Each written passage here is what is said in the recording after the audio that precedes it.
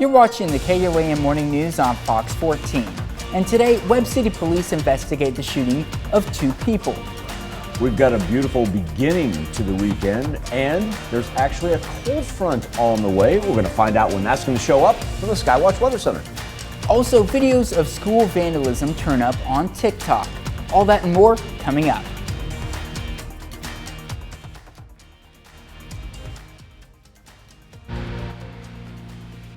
Thank you for joining us for the KOAM Morning News on Fox 14. I'm Zach Dodge.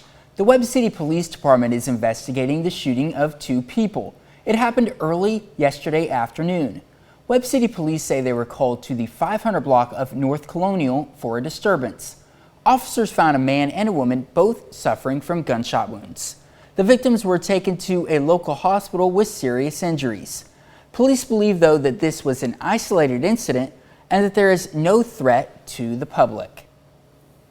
A local school district sounds the alarm on a social media trend that could have serious implications for kids. The trend involves students vandalizing school property or stealing something from school and then posting videos online, most often to TikTok.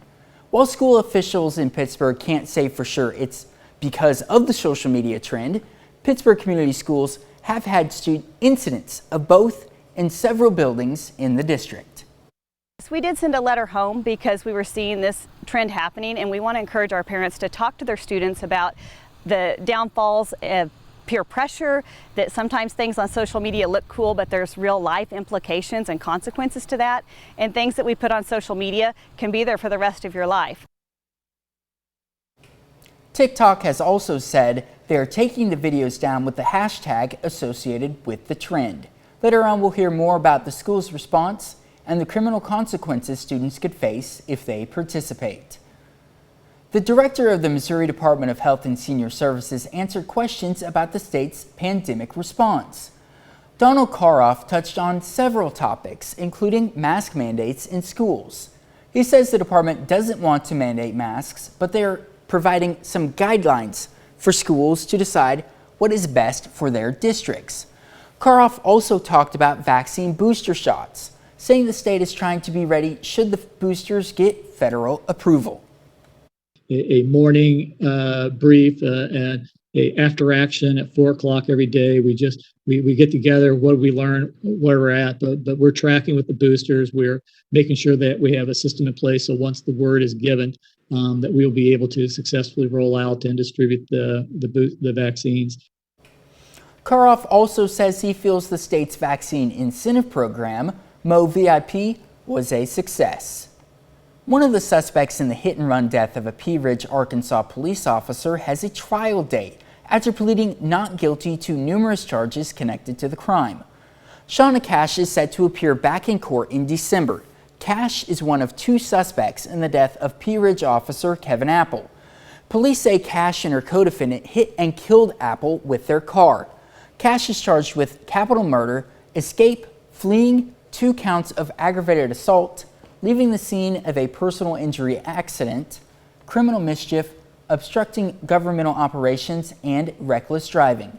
Her co-defendant, Elijah Andazola, has also pled not guilty. The Webb City Fire Department is working to determine the cause of a fire that damaged the Missouri Metal Recycling Building. It happened before 11:30 yesterday morning. The Webb City Fire Chief tells us he believes the fire was started by a worker who was welding, but the official cause of the fire has not yet been determined. Crews from Webb City, Oronogo, Joplin, and Duquesne responded to help put out the blaze. And now we're going to go over to Michael Hayslip with our first look at the forecast. You, my friend, were asking where that glow cloud was. Right, there it is. Looking nice. Trying. Trying. Just about to peek out over the tree line there. It's a live look outside of Television City. And there we are from 7th and Range Line. We've been talking about how it takes a while with those large trees that we have sitting there as we take a look at North Park Mall, how it's going to be another 15-20 minutes before it gets above those trees. 67 degrees though in Joplin. The bottom line, we don't talk a whole lot about it, but right there, our old barometer It has been steadily rising all morning long. You get a high pressure system. What that's going to do is it's going to clear out those clouds. It's going to mean a whole lot of sunshine. It's also going to mean a whole lot of September heat. Temperatures ranging anywhere right now from 69 in the Osho, 68 in Chanute, 67 in Pittsburgh, and 64 in Miami. So we're pretty close together. No big fronts rolling in. And the Skywatch Storm Tracker showing us you've really got to go someplace to find any thunderstorm activity. But when you do, you'll see it right there tracking from Nebraska all the way up to the Canadian border. So it absolutely will be no surprise when we throw on the severe thunderstorm risk map that everything's going to follow that mid-level jet stream. And the fact that it stays up to the north of us keeps us out of the fray. Look at that, cuts a swath right through the 4 states. So while we're going to be dry, it's still going to be humid. I know it sounds kind of counterintuitive, but our humidity is going to be making us feel about like, say 94, 95 this afternoon. We're going to ride the 90s into the weekend. Now, finally, for the last day of summer, which comes on Tuesday, and the first day of fall, which comes on Wednesday, we've got a big front that rolls through that not only takes our daily highs down to the 70s, but overnight lows into the 50s. All right, thank you much, Michael. Up next, most people know LASIK, but a better known procedure or lesser known procedure may look like a better alternative. And the Gorillas are on the road, and more coming up in sports. You're watching the KOAM Morning News on Fox 14. Around 10 million Americans have had LASIK surgery to correct their vision since it was FDA approved 20 years ago. But now a lesser known vision correction procedure is offering a smaller incision and quicker recovery. Some doctors consider this LASIK 2.0. 25-year-old Kelby Dolata is all about adventure, such as scuba diving in Thailand. I also like outdoor activities like rock climbing, biking, swimming. But dealing with glasses and contacts sometimes would leave his active lifestyle floundering. If I'm swimming or doing something outdoors or get something in my eye, I always have to worry about the contacts washing away.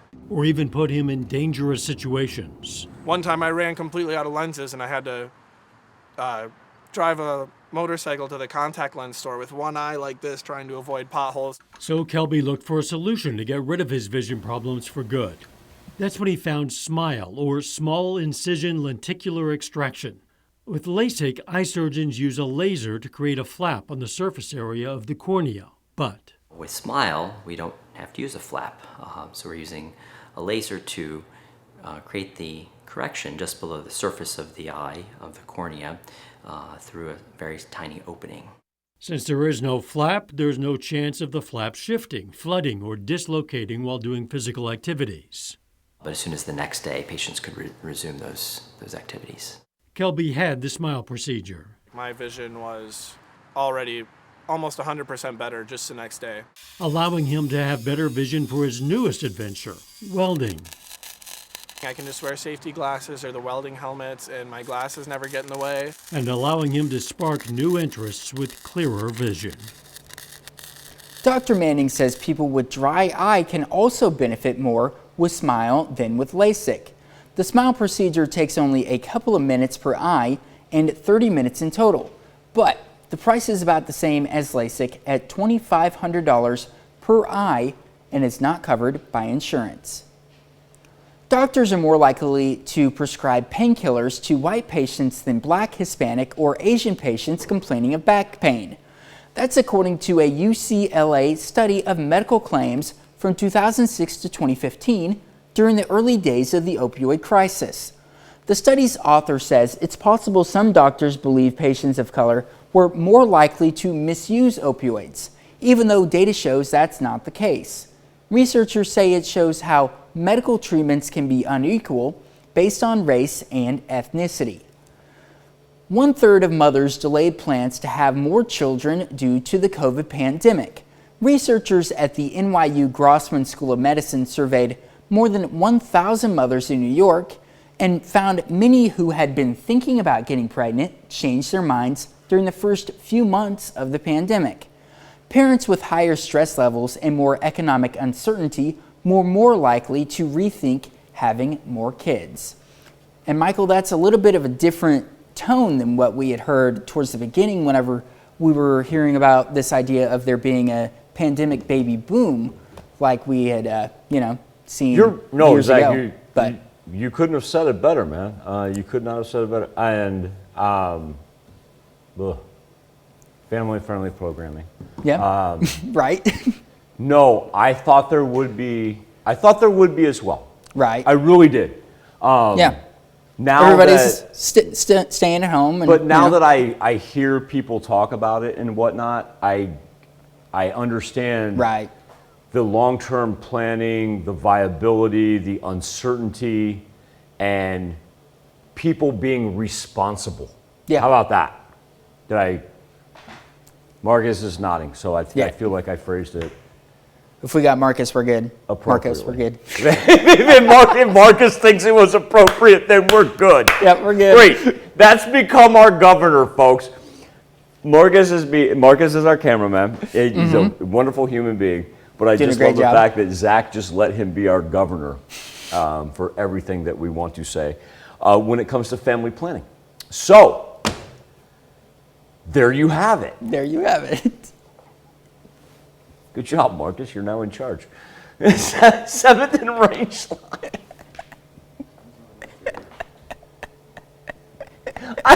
Is from anchoring with Dodge. What am I going to do? Yeah.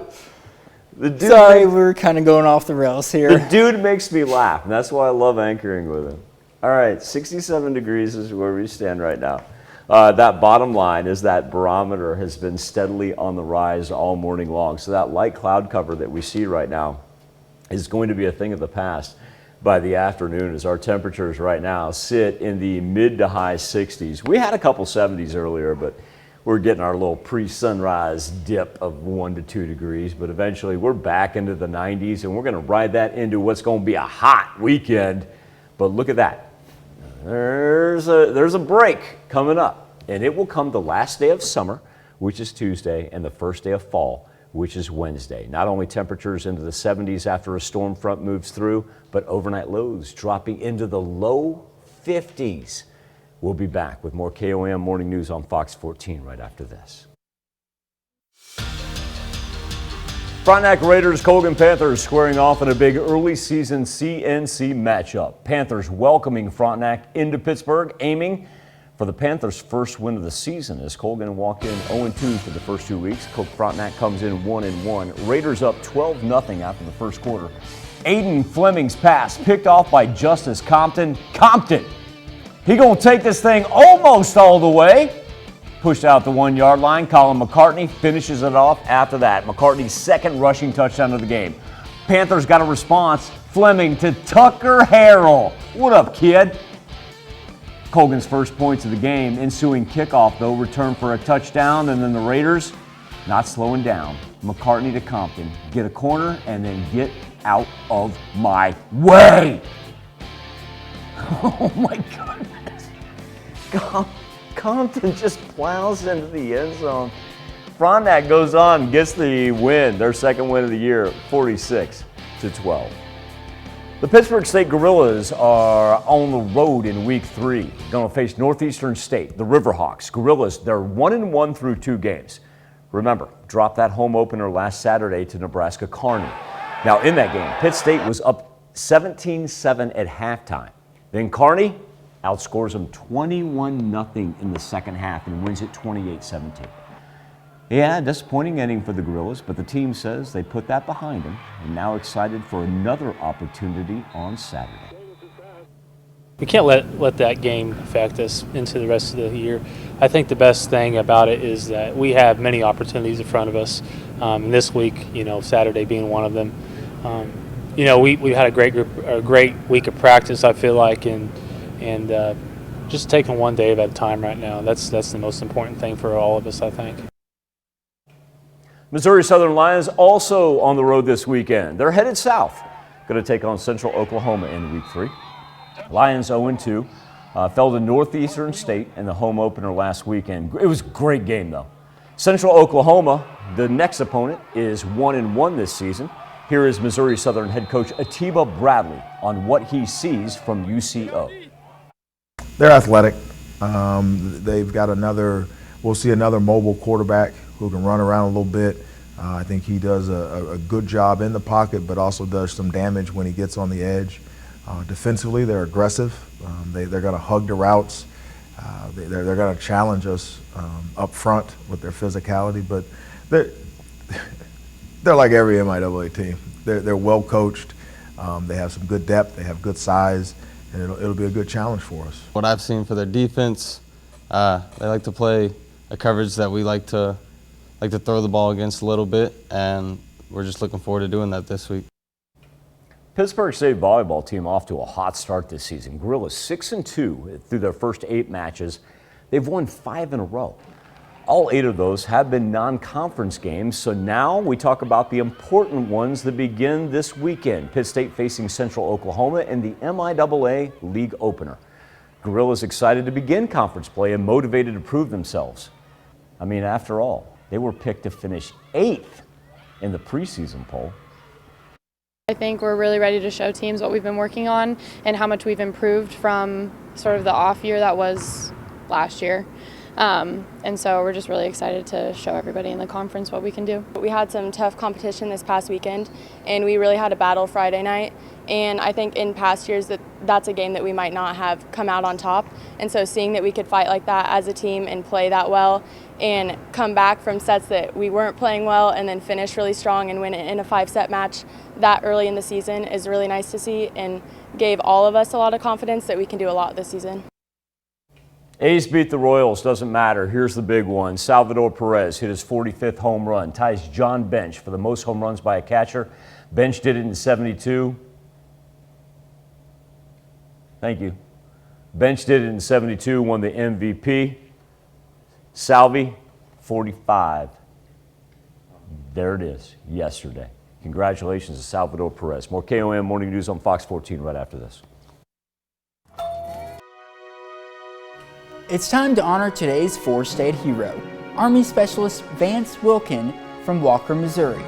Wilkin served in Iraq and Panama and was a member of the 735th Support Battalion.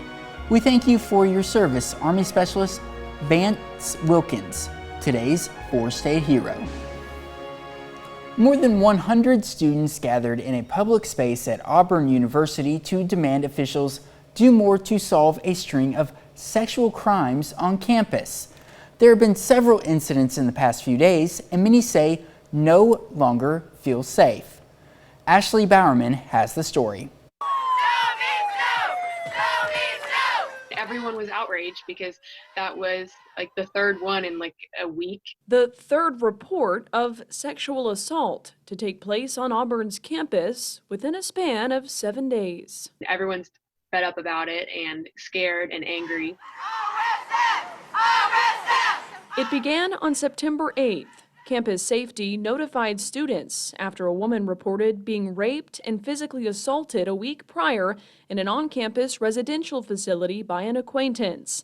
2 days later, another alert. This time, a woman reported to campus safety she was fondled by a stranger while walking on campus. 4 days after that, a third alert. This time, a woman telling police she was raped at a fraternity house. The name of the fraternity has not yet been released. My friends that could be going to these parties could be potentially putting themselves at danger without knowing it. Auburn police say they are investigating. Even though that we have not received an actual report on some of these instances, that the most recent instances of sexual assault, that we are working with Auburn University personnel to investigate these incidents thoroughly. I'd also like to add that I would really highly encourage those that have been a victim of a crime, specifically sexual assault, to report it to us immediately. In the meantime, protesters wait for answers in hope that moving forward, they can feel safe on campus. My roommate came home last night and it was pretty late. Like I was up doing homework and she walks in and the first thing she says was, "I am so terrified walking home right now." Police have not released any information yet about possible suspects in the crimes. Another half hour of news and weather coming up just ahead. Coming up on the KOAM Morning News on Fox 14, A Marionville, Missouri murder suspect is in police custody. And how did the pandemic change the way you entertain yourself? You're watching the KOAM Morning News on Fox 14. We'll be right back. News starts now. Welcome back to the KOAM Morning News on Fox 14. It's currently 7:30. Let's take a look at some of today's top stories. A new TikTok challenge has a local school sounding the alarm on something that could have long-lasting implications for students. Kids, we all did things that were pretty questionable, even if it was to see if we could get away with it. But now students are getting in on a TikTok trend that could follow them later in life. Let's turn it into something really destructive now. The Devious Lick Challenge on TikTok has come to area schools. It's where students vandalize or steal school property and post videos on TikTok for the views. We have seen some vandalism and small theft in the building. At Pittsburgh Community Schools, they started seeing that last week across the district. And while they can't say for sure it's because of the challenge, the timing is suspicious and what's going missing is pretty small. It's more for the act of stealing it for the social media post than trying to get a large item. And while the things that are being stolen here in Pittsburgh are pretty small, the sheriff says that it is still stealing. So students could be facing two separate sets of consequences. Honestly, it's criminal damage of property. You're going to get consequences from the school, and then potentially you could have criminal charges on a silly challenge. The district says some students have already returned what they stole, and a letter has been sent to parents encouraging them to talk to their students about vandalism, theft, and peer pressure to try and curb the issue before it gets worse. And help them understand that social media fads can have real life consequences, but it's not about a punishment, it's about teaching them a lifelong lesson. TikTok has also taken down videos with the Devious Lick hashtag. In Pittsburgh, Zach Dodge, KOAM News. Schools in other parts of the country have reported things like stolen fire extinguishers, computers, sinks, and more. The Webb City Police Department is investigating the shooting of two people. It happened early yesterday morning. Webb City Police say they were called to the 500 block of North Colonial for a disturbance. Officers found a man and a woman both suffering from gunshot wounds. The victims were taken to a local hospital with serious injuries. Police do not believe, though, this was an incident. They do believe, though, that this was an isolated incident and that there's no threat to the public. A Marionville, Missouri murder suspect is in police custody. The Aurora Marionville Police Department says they arrested Jamie Lee Godfrey. He's accused in the murder of 50-year-old Jess Davis. Davis was found dead in his Marionville home. Authorities are not releasing more information about Godfrey's suspected involvement. They did, however, thank community members and law enforcement for, quote, jumping into action to help with the case. One of the suspects in the hit-and-run death of a Pea Ridge, Arkansas police officer has a trial date after pleading not guilty to numerous charges connected to the crime. Shauna Cash is set to appear back in court in December. Cash is one of the two suspects in the death of Pea Ridge officer Kevin Apple. Police say Cash and her co-defendant hit and killed Apple with their car. Cash is charged with capital murder, escape, fleeing, 2 counts of aggravated assault, leaving the scene of a personal injury accident, criminal mischief, obstructing governmental operations, and reckless driving. Her co-defendant, Elijah Andazola, has also pled not guilty. The Webb City Fire Department is working to determine the cause of a fire that damaged the Missouri Metal Recycling Building. It happened yesterday. The Webb City Fire Chief tells us he believes the fire was started by a worker who was welding, but the official cause of the fire has not yet been determined. Crews from Webb City, Oronogo, Joplin, and Duquesne responded to help put out the fire. And another good thing about that is that it didn't appear to, as far as I remember, actually damage the main part of the building. It was kind of like outside. Oh, in okay. One of their big piles of metal that they get in for recycling. But yeah. No, I appreciate it. I did not know that. I had heard the story from yesterday. Mm-hmm. But no, I appreciate you adding that in because, yeah, I didn't know the extent of it. Right. Thank you, Zach. High temperatures are going to be in the 90s, so we've got a good 15 degrees, 20. Well, I should say about 15 to 20 in some places to go. But we're inching closer to 70. Let's go. I want to run down to the tropics real fast because we got no worry on our Skywatch storm tracker, and the thunderstorm activity ranges from Nebraska up to the Kansas state line. And you'll notice the severe thunderstorm risk map just cuts us out. Now, here's what we're going to talk about going into the weekend. It's called Invest 98, and Invest is just short for the hurricane hunters. They're investigating it. That's what it is. It's getting precariously close to the mid-Atlantic coast. Doesn't have a name as of yet, but you can tell from the infrared radar where it's spinning everything off to the east right there. And so that's going to bring a storm surge eventually up to the northeastern portion of the United States and New England. So yeah, that's why I just wanted to stop in and let everybody know that that was going on right now. Back in the 4 states, temperature is going to be in the 90s all the way through the weekend, just hot and humid. But then for the last day of summer and first day of fall, a cold front brings us thunderstorm activity and much cooler temperatures. Look at those overnight lows down to the 50s. We'll be back because coming up this weekend, we have the Walk to End Alzheimer's. And Stacy Schultz is going to join us and let you know how you can join us at Kearney Smith Stadium tomorrow morning, right after this. Back to the KOAM Morning News. Coming up this weekend, we have a very special event. It's going to be the SEK Walk to End Alzheimer's. It's taking place Saturday, September the 18th. And the person behind this, who's making this all happen, putting this all together, her name is Stacy Schultz, and she's kind enough to join us this morning to kind of educate us, tell us what's going on, and how we can all be a part to end Alzheimer's. Stacy, thank you so much for your time. I got a personal question for you to kind of begin our interview. How did you get involved with this, and what is your connection?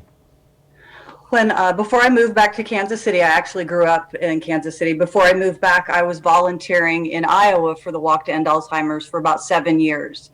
And I was working in hospice at the same time, and I really saw firsthand the impact that this disease has on patients and family and friends.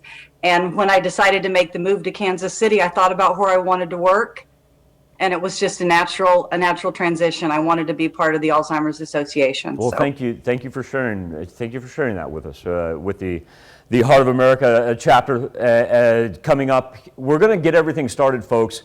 We're going to open the gates at Kearney Smith Stadium at 8 a.m. If you could kind of tell people, Stacy, about the importance of the support that they show when it comes to eventually we're going to find a cure. We're going to do this. But how do you convince people about the importance of coming out, taking part of this communal activity? Because that's what it is, it's community. Yes, absolutely. And there are so many things in addition to finding a cure and to finding therapeutics to help slow the progression of Alzheimer's and all other dementia. There's the support groups, the education, the hotline, the public policy that we can guide and recommend. It's just really a very holistic approach to all aspects of the disease and everybody that it affects. So it's really, really, really important. We have to grow revenue through these signature events to be able to continue to do all of those things. You know, Stacy brings up a very, very important part about what we're doing Saturday, the 18th at Kearney Smith Stadium. And once again, we're going to open the gates at 8. We're going to do the opening announcement at 8:45, and then at 9. This is open to the community. Stacy, if somebody is perhaps a new caregiver, okay, a new caregiver and finds themselves in this situation, how is an event like this beneficial to them as far as maybe they don't know about the resources that you have and can provide? Right. Well, not only will they be surrounded by people who are sharing that experience in many cases, and then extended friends and family, but our care and support team will be there, and they have resources and information. It gives them a chance to meet those people face to face and hopefully know that there's someone out there that is advocating for them, and we're here to help. I mean, that's the sole reason that we exist. So we love to meet new caregivers to be able to help them on this journey. And folks, you don't have to register or sign up. Stacy and I are just asking you to come join us Saturday morning at Kearney Smith Stadium. Hey, right behind you, you have Yes. some flowers. I do. You do? So nice of you to notice. For people that may not be aware, as far as the walk to end Alzheimer's, the flowers and the colors do play a significant role. If you could just kind of explain why the flowers are so important. Yes, well, the Promise Garden ceremony is like the center of our ceremony, right? We're recognizing everyone that's in this battle, and the flowers do have different meanings for different colors. The orange flower, which is the flower that I carry, is I don't have a direct connection, but I support the mission of a world without Alzheimer's and all other dementia. The purple flower is that I have lost someone to Alzheimer's or dementia. The yellow flower means I'm a caregiver, a friend that's helping out, caring for someone with Alzheimer's. And the blue one is that I suffer from Alzheimer's or another dementia myself. And then, of course, the beautiful white flower that represents our first survivor. That's the one that gets me every time. Yeah. Folks, I apologize. This is something that's very near and dear to both Stacy and I's hearts. And it's why I am honored to take part in this with you. So once again, September 18th, this Saturday, Carney Smith Stadium. We're going to open at 8. We're going to do our opening ceremony at 8:45, and then Stacy and I are going to kick off our walk at 9. And Stacy and I are inviting everybody to come join us. So, Stacy, thank you so much for your time this morning. Thank you so much, and it looks to be a beautiful day. So yes, it is. You can get your walk in early. We're going to get our walk in early because it's going to be hot in the afternoon. Get your exercise. Come join Stacy and I and do it for a great cause. Remember, there's no registration. There's no fee. We just want community to rally around, and we're going to find a cure for Alzheimer's. Stacy Schultz, walk manager for the SEK Walk to End Alzheimer's. Hey, I look forward to seeing you on Saturday, ma'am. I do too. Thank you so much. All right, we'll be back with more KOAM Morning News right after this. Americans loosened their wallets in August in a big way. According to the Commerce Department, retail sales rose 0.7% last month. That when economists were predicting a decline. Sales rose as more people shopped online, with demand spread across a wide variety of categories, from big-ticket items to smaller purchases.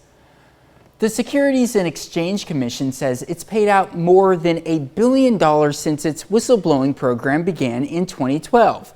More than half of that was this year alone. This week, one person received $110 million for pointing out wrongdoing, the second largest payout ever.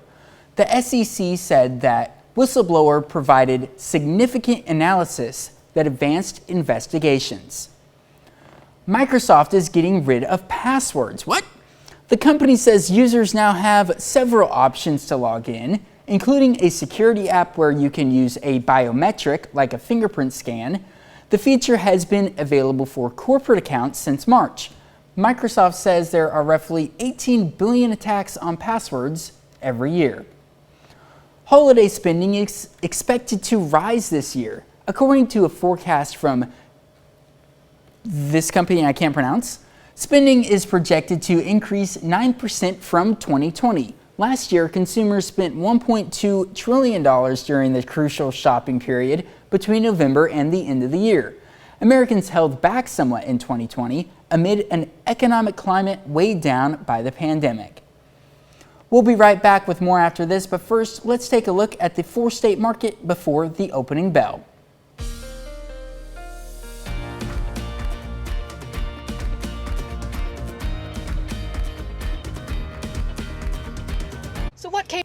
Take a look at our daily almanac on this September the 17th, where our average daily high should be 82. That will not be the case. As a matter of fact, it is going to be hot for the rest of our summer months. Now, when I say our summer months, got to remember we are counting down here because by the time we get to Wednesday, it will be the first day of fall. But look at these temperatures that we've been writing. We haven't seen an 82 since August the 5th. Had that huge heat wave there at the end of July, and then we tempered off when we started the month of August. But yeah, it's been that long since we've had any temperatures like that. 67 as we sit right now over Joplin. Barometer has been on the rise all morning long, which means that we are going to heat up and heat up fast. We sit at 69s right now in Parsons and Oswego. Let's go 67 in Nevada and Lamar, though Carthagena as well. 65, and happy birthday, Miss Wava Eberle, down in Miami, Oklahoma. Skywatch Storm Tracker is clear as a bell, As we push up, thunderstorm activity is going to range all the way from Nebraska to the Great Lakes. Look at that, how it rides the mid-level jet. One thing I've been pointing out, right here, it's barely visible, because what we do is we kind of isolate this to about 40 miles per hour on the mid-level jet. But there you go. With this thing dipping down here, it creates a low pressure system that sweeps along the Gulf Coast, remnants of Nicholas and whatnot, and then up to the mid-Atlantic. But when we transition then to the thunderstorm risk map, you'll notice that low pressure hangs right here, and that's why our barometer has been doing nothing but increasing. So we're going to be in the 90s, not only for today, but all the way through the weekend. Kickoff forecast for high school football should not be too bad, though. It'll be about in the mid-80s.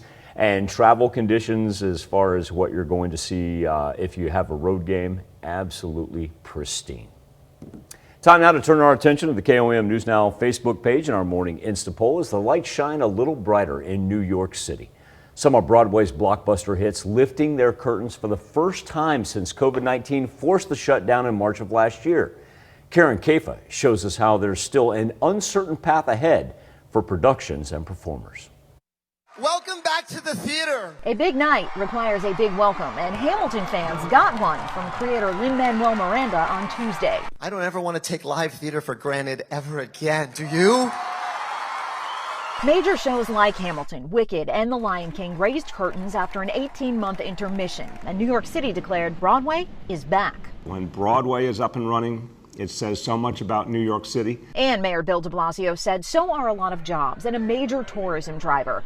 Shows going on with vaccine requirements on stage, behind the scenes, and in the seats, and other COVID-19 precautions. Hopefully the theater experience will be terrific for people. They are expected to be masked. For the stage community like Jen Malenke, Leanne Gatto, and Bly Voth, it's a new world. We recognize and honor the fact that the world is different. Our city is different. Being a performer and an artist is different. Prior to the pandemic, their venture Broadway Babysitters was already matching performers with childcare gigs that brought offstage income and allowed them to teach song, dance, and music to kids. To give them jobs that they could come back to, that we celebrate them getting gigs and then coming back whenever they are done with that gig, and to have fun and be able to make a living while they're auditioning and trying to make a career as an artist. As COVID-19 set in and curtains closed, Broadway Babysitters moved quickly to help keep more struggling performers on their feet. We did have families no longer need in-person care, but we saw the need for virtual care, for events, for a distraction during a time when no one knew what was going on. Many performing arts organizations stayed afloat with virtual offerings.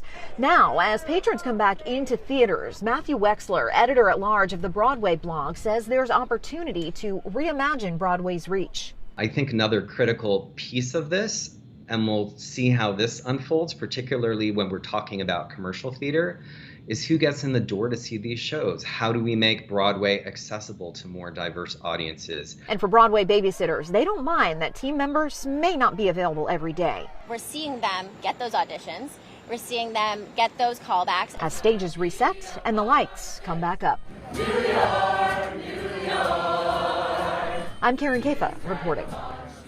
Our question this morning, biggest change you've had entertainment-wise during the pandemic. And right now, 71% of you said it's really come to staying at home, crash in the living room and stream there. Found it interesting that we're talking about a distant second through fourth place. I appreciate everybody taking part. Remember, each and every morning, KOAMnewsnow.com/vote. We'll be back with more KOAM Morning News on Fox 14 right after this. Welcome back to the KOAM Morning News on Fox 14. Here's what's happening today. An FDA advisory committee is expected to vote on whether to recommend booster shots for Pfizer's coronavirus vaccine. Studies have suggested a third Pfizer or Moderna dose could offer significant protection against serious COVID-19 illness. Some experts believe it's too early to offer boosters to the general public. South Carolina lawyer Alex Murdoch is free on bond after surrendering to face charges in an alleged scheme to stage his own murder. Investigators say he asked a former client to kill him so his son could collect on a $10 million life insurance policy. Murdoch's attorney said he had grown increasingly depressed since his wife and younger son were shot dead in June, a crime that remains unsolved. He added that the 53-year-old is being treated for an opioid addiction. Capitol Hill is once again surrounded by a security fence. Police in Washington are preparing for a rally on Saturday in support of people facing criminal charges for their roles in the January 6th attack on Congress. The fence was initially erected in the days after the riot before being dismantled in July. Those are some of today's top stories. Highs today, Zach, in the 90s. It's going to ride sunshine and sunny skies all the way until the last day of summer. Then we get a cold front that's here in fall. Thank you so much for letting us put the good in your morning. Back with more news and weather when we see you at noon.